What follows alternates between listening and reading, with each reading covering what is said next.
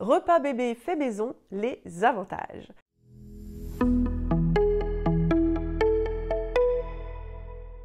Dans cette vidéo, nous allons voir ensemble quels sont les avantages de préparer soi-même les repas de son enfant et ils sont très nombreux.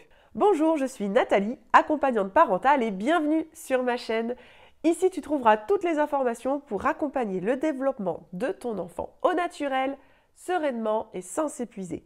Alors, abonne-toi tout de suite à ma chaîne en cliquant sur le bouton ci-dessous et n'oublie pas d'activer la cloche pour être prévenu des nouvelles vidéos. Aujourd'hui, je vais te présenter les avantages à cuisiner soi-même pour son bébé. Le premier avantage qui paraît évident, c'est au niveau des qualités nutritionnelles des aliments. Ici, vous allez pouvoir faire de la cuisson, notamment vapeur, qui va vous permettre de conserver les qualités nutritionnelles des aliments en termes de fibres, en termes de vitamines et de minéraux. Ils sont indispensables pour le bon développement de bébé.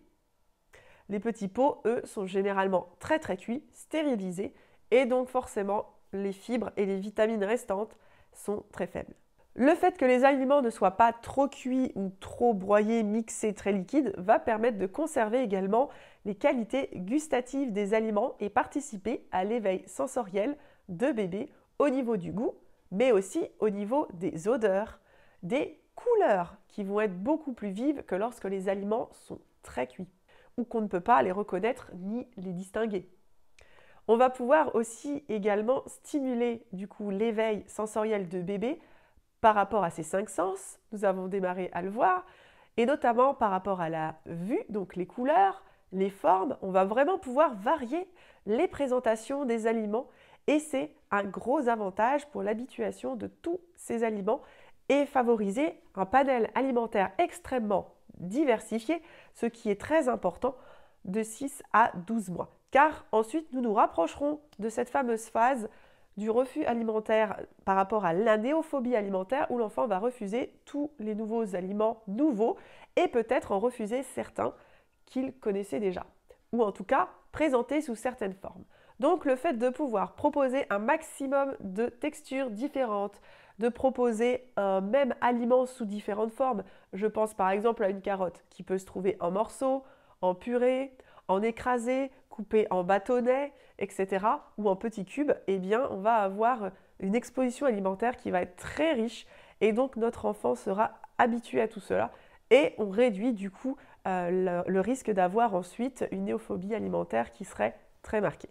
Le fait de cuisiner soi-même nous permet aussi, pourquoi pas, de pouvoir, avec son enfant, découvrir tout plein de légumes, que ce soit au marché, au supermarché ou cueillis directement dans son jardin, pour que l'enfant en fait soit proche de ces aliments, même bruts, c'est-à-dire avant qu'ils aient été cuisinés.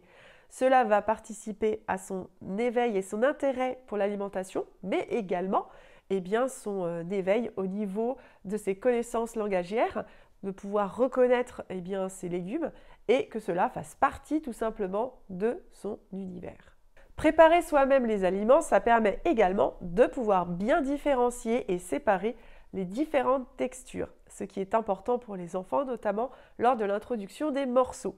On va pouvoir séparer les purées des morceaux, l'enfant va bien pouvoir distinguer les différentes textures, cela va faciliter du coup l'introduction des morceaux. On va pouvoir également proposer des tailles de morceaux différentes, des épaisseurs de purée différentes.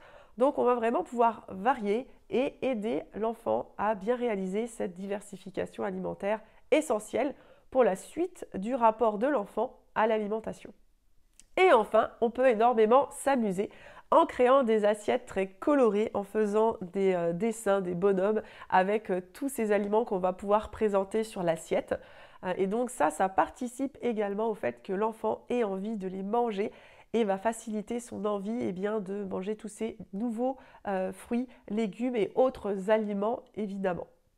Le fait de cuisiner soi-même va aussi permettre de pouvoir partager les repas plus rapidement avec la famille puisqu'on peut partir sur la même base d'aliments dans laquelle on va adapter évidemment les textures ou les dimensions de morceaux ou également ne pas rajouter de sel par exemple.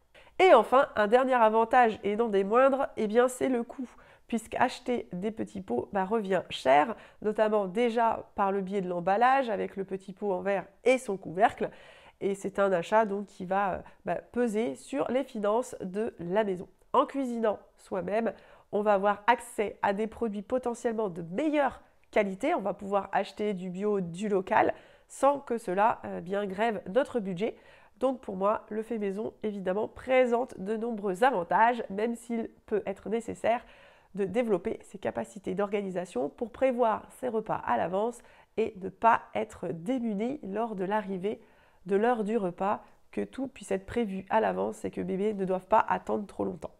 Voilà, j'espère que cette vidéo vous a plu. Si vous souhaitez avoir les essentiels autour de l'alimentation de l'enfant, vous pouvez télécharger mon guide offert. Le lien se trouve en description de cette vidéo. Si vous avez des questions, n'hésitez pas à les poser en commentaire. Vous avez aimé cette vidéo? N'oubliez pas de la liker et je vous dis à la semaine prochaine pour une nouvelle vidéo.